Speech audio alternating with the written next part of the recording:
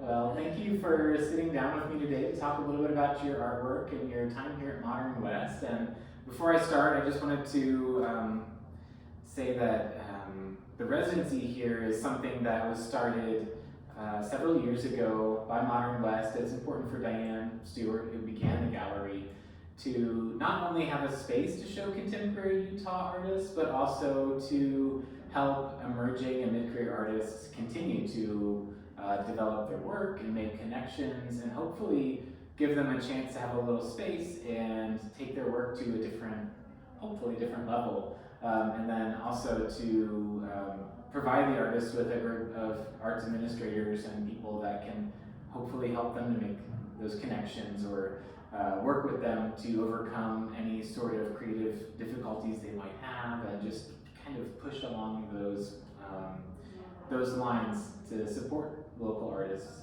in addition to just having Modern West as a contemporary art gallery. So thank you for taking a little bit of time to talk with us about your time here at Modern West. So you're going to be a resident with us starting February 1st and all the way through the end of April. Before we jump into your work, I'm curious to know a little bit about you. Where do you come from originally, and how did you get here to Salt Lake? So I was born in San Juan, Puerto Rico, and because of my dad's job, and then he was from New Jersey, New York area, so we moved back there when I was 4, so I pretty much grew up in New York and New Jersey, and I moved to Salt Lake, I think about 11 years ago, with my ex-husband, who works for a company that contracts with the Forest Service. So that's how I ended up in Salt Lake. Wow. How long have you been here again? Say that again. I think about 11 years. About 11 years? 2009. Oh, okay. That's the math. It's starting to feel like home then at this point, probably. Oh yeah, definitely. Yeah. It's actually the longest I lived anywhere. Okay. So yeah. And I know that you do lots of things. We were just talking before we started the interview about all the different jobs artists have to have, but I'm curious to know a little bit about your artistic trajectory. What brought you to the arts where you are now? Well, I've been an artist since I was tiny. My mom always encouraged me to be a painter. Like, she literally told me when I was like 5, you're gonna be a painter and you're gonna go to Rhode Island School of Design. So it's no really pressure. Yeah. never been anything but being an artist. So yeah, I always made art. I went to undergraduate for art, graduate school for art. I have done apprenticeships. It's just always been art. Great. But of course, I always have had to have jobs too. Yeah. So. Yeah. Well, I feel like that, that is your life from the time that you've been here. You came in immediately, you had lots of work you brought with you, you've already finished a piece, you've been here less than 2 weeks. Yeah. So I think that really says a lot. And so we have some of your work around us currently, but I'm curious to know what are some of the common themes or through lines you see in the work that you make? Well, I think my mature body of work really started to happen when I was living in New York. Probably would have been about 1989, 1990. And I read a book by Bill McKibben called The End of Nature. And it was that, I was young, I was probably like 24, and I was still sort of trying to figure out what I wanted to make work about. So really just kind of experimenting and trying different things. And I actually grew up in a pretty rural area of New Jersey. It's not rural anymore, but so I had always been out in the woods a lot, so that was kind of my place. And I was very impacted by that book. And that book is a sort of seminal address on climate change. Yeah.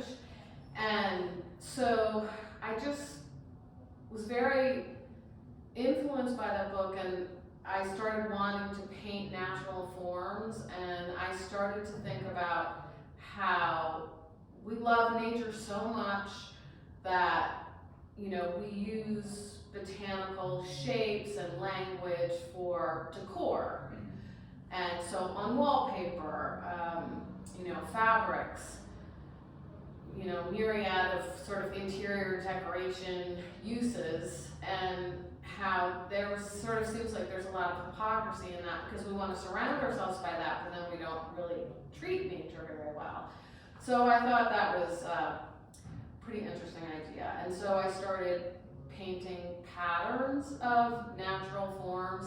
And I was looking at artists at the time like April Gornick, who paints natural landscapes. Another artist I was looking at was Elsie Armstrong, and she had a show of, they were tropical flowers where the stamen were like bomb fuses. I also had looked at Georgia O'Keeffe a lot when I was a child, and I remember watching the documentary about her with my mom on public TV.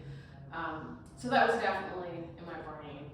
And so that's what I sort of, that was sort of my adult artist sort of platform. And then dealing with that kind of subject matter led to an interest in textile design, and I studied textile design. I took a class at North Carolina State, where I had moved to after New York, and I learned how to do renderings of surface textile designs with gouache. And so I really challenged myself to paint in a very intricate way, and I also learned how to do repeat screen print yardage. And I was really just obsessed with fabrics. Like I just started, I have all these books now of fabric designs, and so you can really see that language in my work. I mean, it's something that I've never left. It seems like your work is very, you paint very intricately, and you have very clean lines, and you also have gestural movement, but the actual surface of the pieces, which you have to kind of get closer to see, but you paint on paper a lot of times, and then it's attached to the panel. Right. So it's not, when you actually see the pieces, they function as paintings, but they also feel like a mixed media. It doesn't feel like a direct painting in that way. So it's I think it seems like you can feel that texture in the way you do that. And, is there a reason why you use paper specifically? Yes. So when I was an undergrad, I took a woodblock printing class, and the professor that I had, his name was Bruce Carter, and he'd been in the Korean War, and so he became very interested in Asian block printing tradition and used mulberry paper. So I just loved the paper. I wasn't particularly, block printing wasn't something I continued with. But I loved the paper because it was paper, but it also had, fabric-like quality. And I just started picking it up again, probably when I was in grad school. And I found that I could make sculptures with it, I could sew it. So it's just something that I've always loved. I also really like that I can just put the paper flat on a table or tape it up on the wall. And I don't have to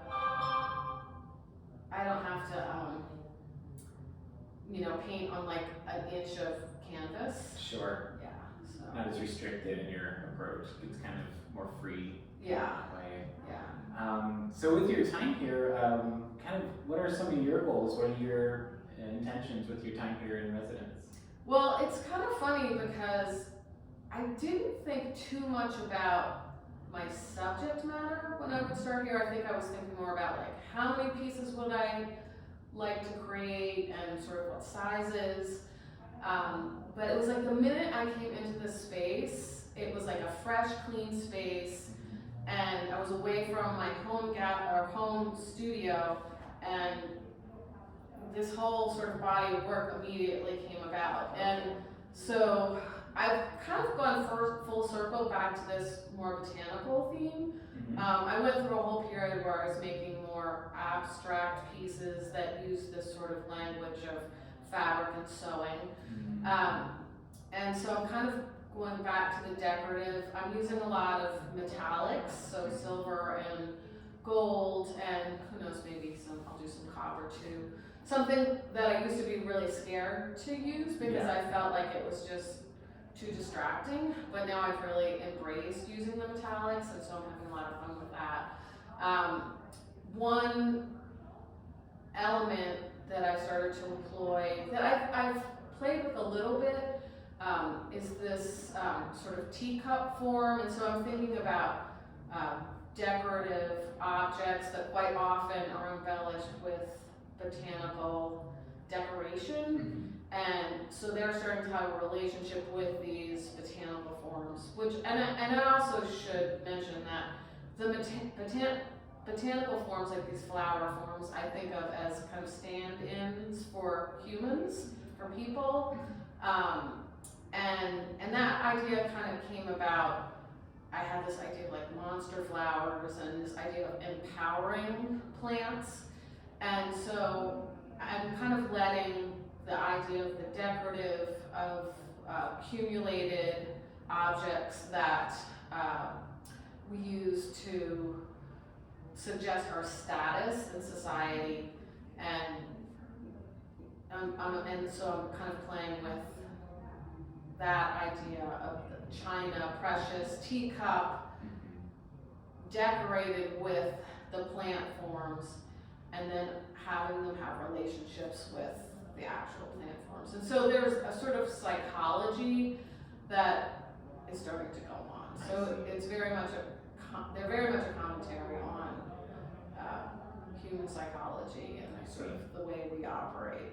So it sounds like, yeah, the pieces will evolve then with your time here, and we'll see kind of where it ends up. Yeah, and I'm just sort of letting myself, have that conversation and have that journey. Yeah. So, It feels intuitive. When I come and I see you working in the studio, it feels like you're intuitively putting things in, but you're also sketching and adding and tracing and all sorts of things. But, well, great. I can't wait to see what is coming for your show. Yeah. So the Artist in Residence show will open April 15th from 6 to 8. The public is welcome to join us. And I'm excited to see what happens between now and then. Yeah. I'm having a lot of fun. Great. Being here, so. Thank you for being here. Yeah.